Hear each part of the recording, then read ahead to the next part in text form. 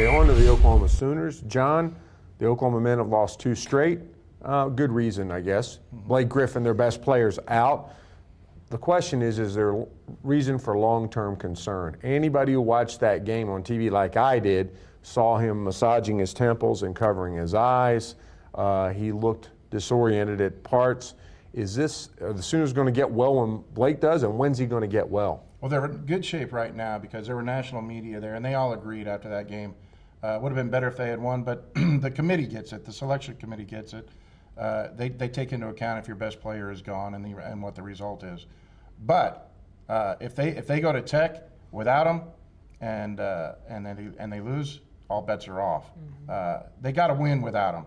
And the call to arms isn't for Blake. It's Austin Johnson and Tony Crocker better show up, because it ended up being 5-on-2. They had 3 starters out last Monday night. They had Blake out, Crocker out, and Johnson out, and they were just too thin to win. I thought that, obviously they lose Blake's numbers, but it was pretty clear to me that when Austin Johnson and Tony Crocker play within themselves, which apparently is when Blake is on the floor, they're pretty good players. But Monday night, they just tried to do stuff that they are incapable of doing, I guess, and they were so ineffective that it became really clear to me how much of a calming influence Blake Griffin is on that team.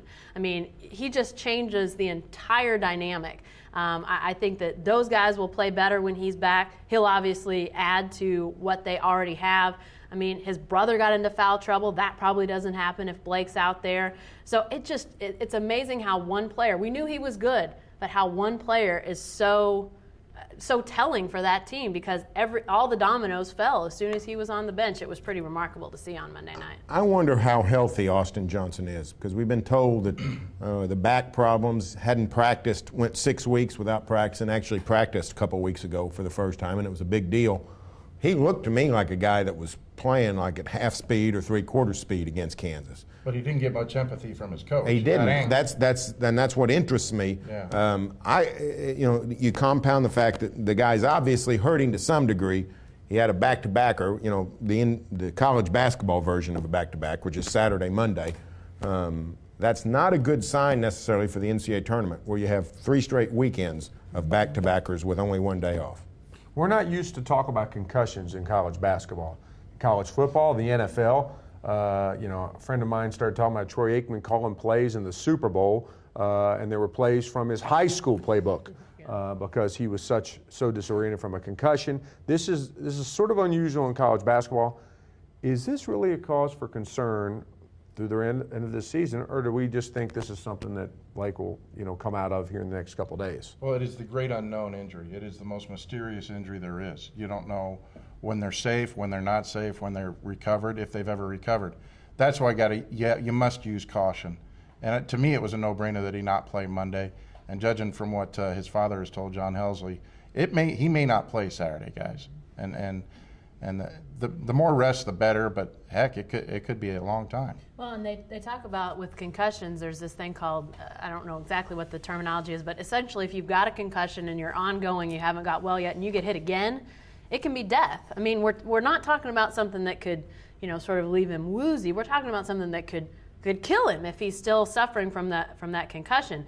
The good news is that they do those baseline tests when they, before the season, when guys are, at their normal level, and they do that. I think they've done that for football probably as long as the technology's been around. Do it for basketball, so they know where a guy should be, and but then they ask him the questions. Obviously, where are you? What day is it?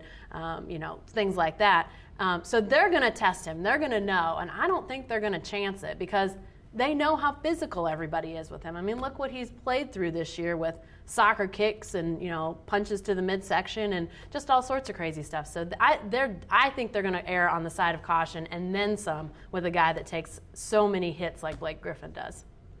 What about some sort of helmet? We see guys with nose problems wearing the mask. Aldrich is. What do you want, an Eddie Sutton practice to? I don't know. I'm thinking.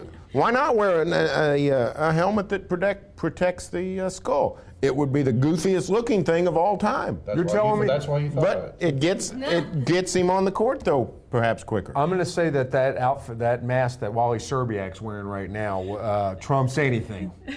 So there's not fashion statements to be made. There's safety A statements lot to of be made. opponents would say we need the helmets when Blake's out there, not Blake. That's true. That's true. The notion, some of the stuff going around this week, the debate on whether he's too soft, and I've seen him clear the court this year. Let's go ask Nebraska and some of those guys. Hey, you think Blake Griffin needs to toughen up and get more physical? For crying out loud!